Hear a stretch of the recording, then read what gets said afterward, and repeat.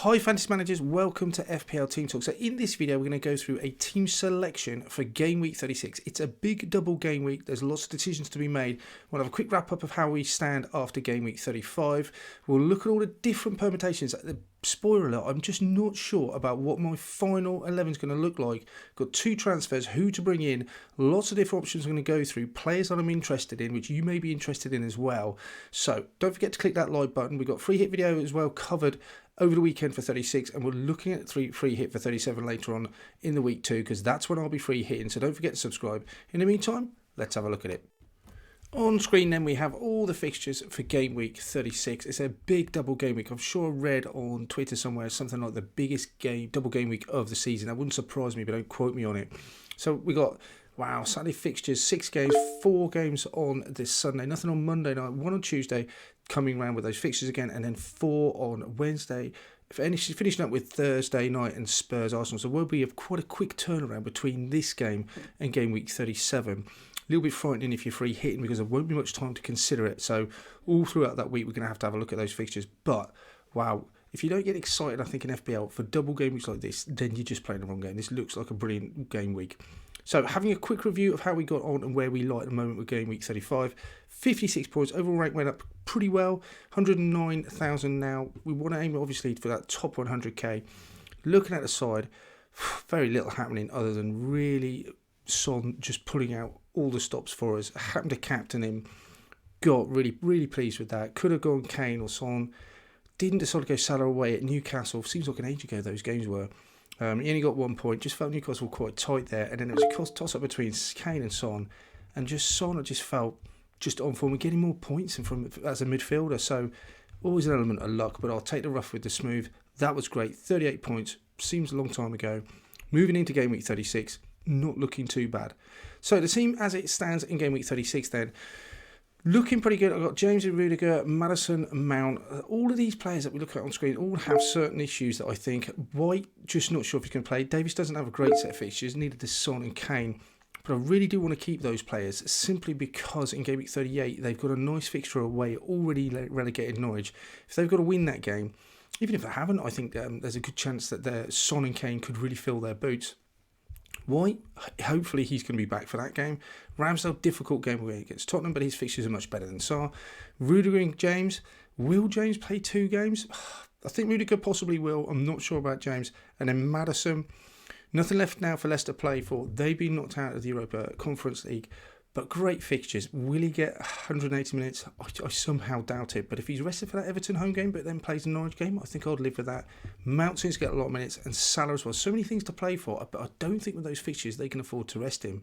My bench is not looking great. There's a lot of red fixtures. I've still got those 3 Wolves players that I've just kept hold of.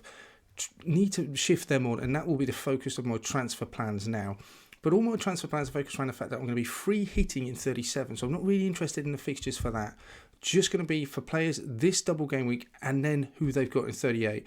Broya as well, only a single game fixture. Not sure how much sort of game time Southampton will invest in him. Looking like he's going to go back to his parent club. So he's pretty much someone that I'm not really going to be interested in between now and the end of the season. So I've got 2 free transfers, 0.8 in the bank. Let's see. First of all, how we line up for 38 with the current seed outside, and then what choices I'll get or looking at doing for the 2 transfers this week. So if I did nothing, this is the way it's set out. I've also got those 3 Wolves players again with a horrible fixture. The rest of them look pretty good. I wouldn't really want to start Broya. Ramsey, I'd have to live with that, but I would have a free transfer, so I'll be looking to move him out. Right, transfer plans. Initially, at the start of the week, I did think, right, Kilman's going to have to come out. How do I raise money to upgrade him to even someone like a Matip? Or even a Cancelo? The thought was perhaps Son with those difficult fixtures, he could come out, and in the likes of Cancelo and Foden possibly could come in. That looked like quite a good option. I have somehow just gone against that. The side would look like this, which is pretty decent. Foden good fixtures, Cancelo good fixtures. I like that. But I just don't think thinking about it more, I just don't like the idea of getting rid of Son. He's been brilliant. I still think he's possibly going to score against Liverpool. I think there's chances there for Tottenham, especially obviously long protracted. Everyone's been talking about the fact that he runs from deeks, gets in behind. So the possibility, I mean, if he repeats anything like Tottenham did against Man City, then we'll be quids in. But again, I just want to keep him for that last game, if nothing else, when they're playing Norwich away. Just think there's great opportunities to captaincy options for him then as well. So, not sure. Foden just played quite a long game in Champions League, but I do think they've got nothing else to play for. So I do like the idea of getting on those Man City assets, but I don't want to lose Son. So where's the money going to come from? Other options, De Bruyne is a great option. I do like the idea of him. Richarlison, Matip, I just don't want to spend that much money going to a Trent or a Robertson. Richarlison I really do like. I think he's got some good fixtures, Everton. Talismanic on penalties, looks like. So I wouldn't mind getting any of these players in.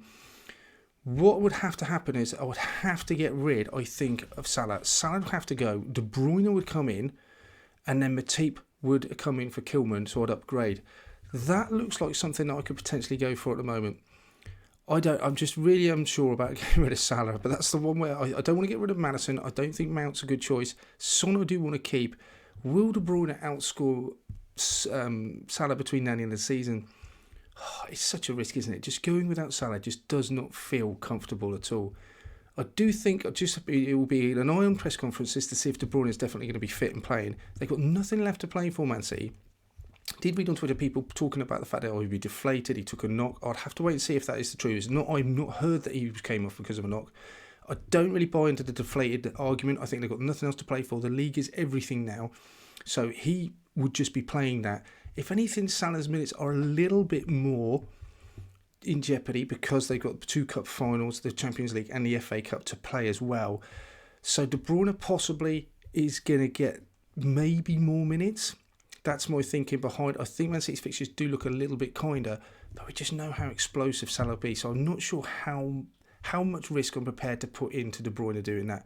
Matip, I like the idea of. I couldn't go up to a Cancelo. I can't afford to go to a Trent or Robertson. Matip would be the one that would give me the funds. This is my thoughts at the moment. I'm definitely not pinning everything onto it. The other thing as well, for a 4-point hit, and again, I'm not sure about this, I could take Sarr out, bring in Ederson for those fixtures that Man City have as well. Sarr's got horrible fixtures, but Ramsdale would normally be the player that I'd have in there. Question is, I'm free hitting in 37. Ramsdale would have Everton at home in the last game of the season. Ederson, they've got, they're at home to Newcastle, was it? Was it Watford? So I'm not sure whether that would be worth taking a 4-point hit for. I'd have to consider that. But those are the options that I'm looking at the moment. That's all for this one, guys. Thanks for watching. Let me know what your transfer plans are for double game week 36. Anyone else crazy enough to be thinking about dropping Salah like I am? Pop your thoughts below. Any comments, love to hear from you and get back to you. In the meantime, take care. Speak to you soon.